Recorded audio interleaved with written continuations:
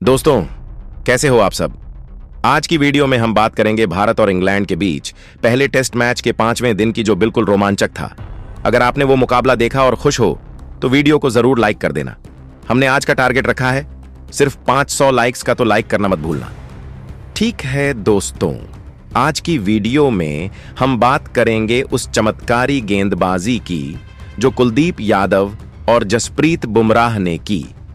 अरे यकीन मानो, अगर ये दोनों ना होते तो 554 रनों का जो विशाल लक्ष्य टीम इंडिया ने इंग्लैंड के सामने रखा था, वो इंग्लैंड आसानी से बना लेता और जीत भी जाता।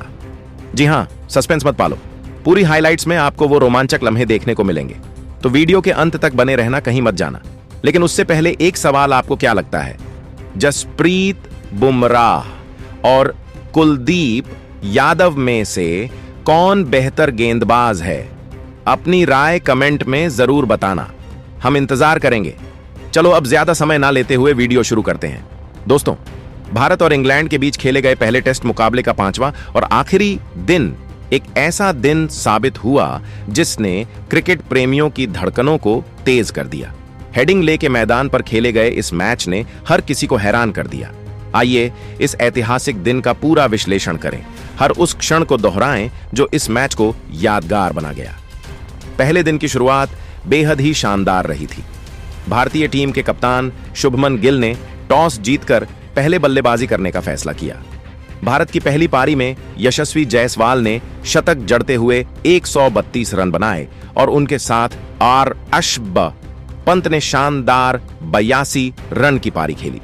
इस बेहतरीन बल्लेबाजी के दम पर भारत ने पहली पारी में कुल 463 रन बनाए।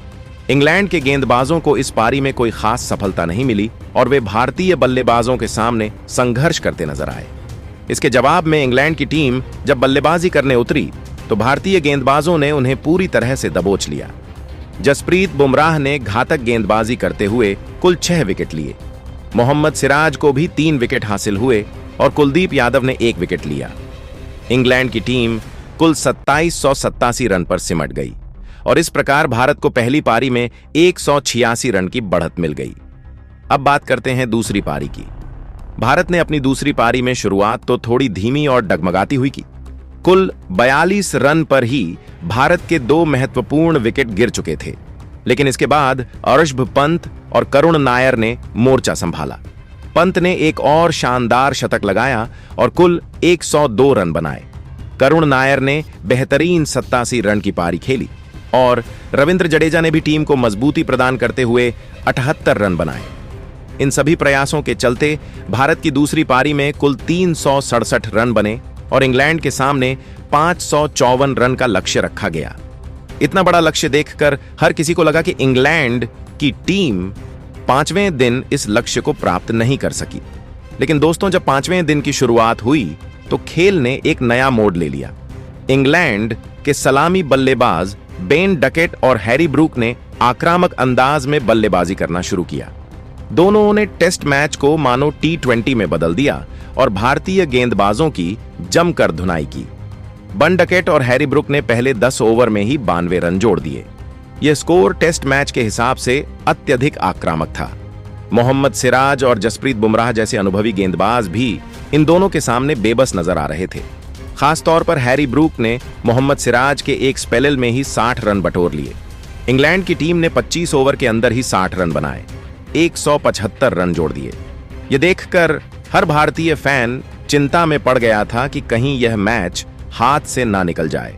लेकिन कप्तान शुभमन गिल ने हार नहीं मानी। उन्होंने अपनी रणनीतियों में बदलाव करना शुरू किया।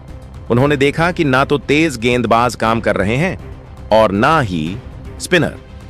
ऐसे में उन्होंने रविंद्र जडेजा को गेंद थमाई और जडेजा ने आते ही अपना जादू बिखेरना शुरू कर दिया। उन्होंने अपने पहले ही ओवर में हैरी ब्रूक को स्टंप आउट करा दिया। यह विकेट भारत के लिए बेहद महत्वपूर्ण साबित हुआ। ब्रूक के आउट होते ही इंग्लैंड की टीम का संतुलन डगमगाने लगा। 5वां और निर्णायक दिन जैसे जैसे आगे बढ़ता गया, वैसे वैसे क्रिकेट प्रेमियों की धड़कनें तेज होती चली गईं। जहां इंग्लैंड की टीम एक आक्रामक लय में दिख रही थी, वहीं भारतीय खेमा अब भी एक रणनीति के सहारे मैच में वापसी की उम्मीद लिए बैठा था। अब हम बात कर रहे हैं उस महत्वपूर्ण मोड़ की जब हैरी ब्रूक 87 रन बनाकर आउट हुए थे, वो भी मात्र 48 गेंदों में। एक ऐसा स्कोर जिसने पूरे मैच का रुख ही बदल दिया। इस अहम विकेट के बाद भारतीय खेमे में थोड़ी राहत की लहर दौड़ गई। चेहरों पर हल्की मुस्कान और विश्वास दिखने लगा था कि शायद भारत अब मैच को ड्रॉ करवा सकता है या फिर जीत की ओर बढ़ भी सकता है। लेकिन अभी असली कहानी तो बाकी थी, और वह लंच के बाद मैदान पर खुलने वाली थी। जब रविंद्र जडेजा ने हैरी ब्रूक का विकेट लिया तो बल्लेबाजी करने मैदान पर उतरे इंग्लैंड के अनुभवी बल्लेबाज जो रूट ने आते ही 2 ओवर बड़ी ही शांति से खेलकर लंच तक का समय निकाल लिया, और फिर हुआ लंच ब्रेक। लंच के बाद जब मैदान पर खिलाड़ी लौटे तो माहौल बिल्कुल बदला हुआ था।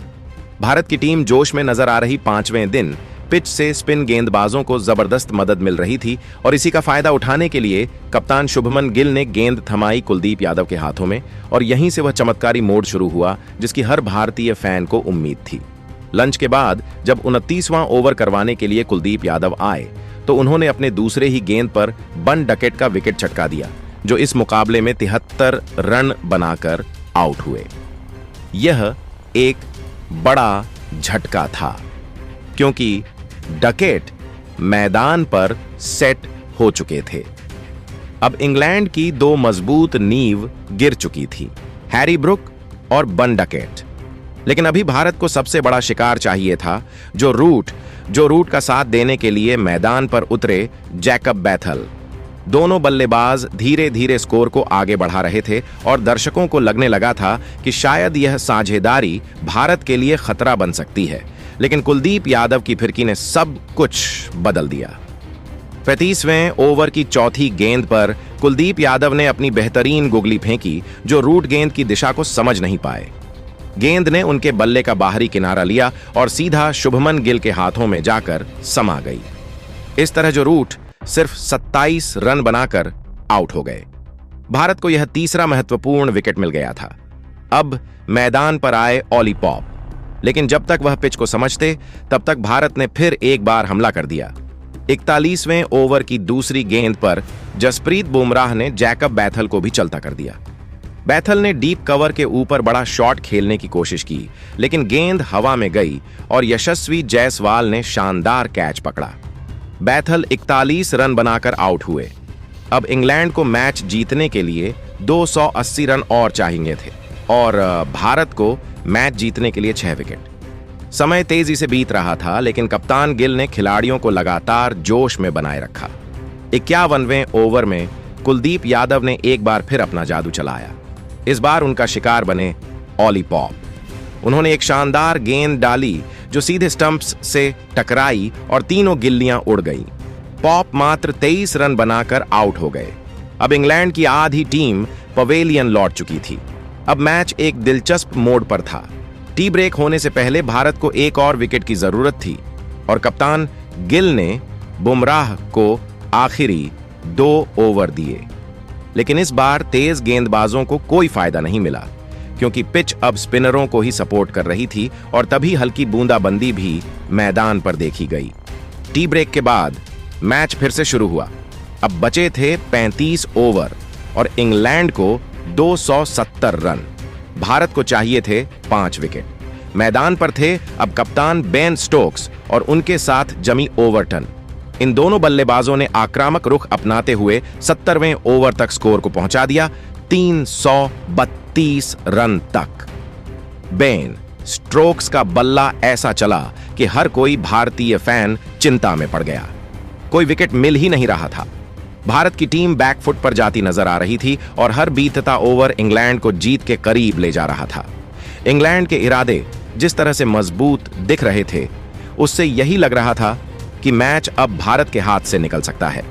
लेकिन तभी शुभमन गिल ने एक बार फिर एक चतुर चाल चली। उन्होंने अपने दोनों भरोसेमंद स्पिन गेंदबाजों रविंद्र जडेजा और कुलदीप यादव को एक बार फिर आक्रमण पर लगाया। और दोस्तों, ठीक उसी तरह का चमत्कार हुआ जिसकी सभी को उम्मीद थी। यहां पर बेन स्ट्रोक्स, जो एक तरफ से जबरदस्त ताबड़तोड़ बल्लेबाजी कर रहे थे, उन्होंने कुलदीप यादव की गेंद पर गलती कर दी। एक शानदार गेंद पर उन्होंने शॉट खेलने की कोशिश की, लेकिन गेंद उनके बल्ले का किनारा लेकर सीधा क्षेत्र रक्षक के हाथों में चली गई। बर्न स्ट्रोक्स 79 रन बनाकर पवेलियन लौटे और भारत को एक बहुत बड़ी सफलता दिला गए। अब तक कुलदीप यादव की गेंदबाजी ने भारत की उम्मीदों को जिंदा रखा हुआ था। दूसरे छोर से रविंद्र जडेजा भी कुछ कम नहीं थे। उन्होंने जमी ओवरटन को भी फंसा लिया और शानदार गेंद पर आउट कर दिया। जमी ओवरटन ने 45 रन बनाए थे, लेकिन इस विकेट ने भारत की पकड़ मैच पर और मजबूत कर दी।